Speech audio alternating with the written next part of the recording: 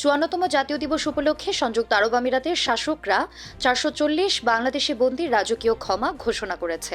এটি দেশটির দীর্ঘদিনের মানবিক ঐতিহ্যের প্রতিফলন। বুধবার ঢাকায় সংযুক্ত আরব আমিরাতের দূতাবাসের এক সংবাদ বিজ্ঞপ্তিতে এ তথ্য জানানো হয়। বিজ্ঞপ্তিতে বলা হয়, ২০২৫ সালের ঈদ আল ইতিহাদ উদযাপনের অংশ হিসেবে এই ক্ষমার ঘোষণা দেওয়া হয়। এ সময় সংযুক্ত আরব আমিরাতের নেতৃত্ব দেশব্যাপী বিভিন্ন দেশের হাজারো বন্দীকে ক্ষমা করে দেয়।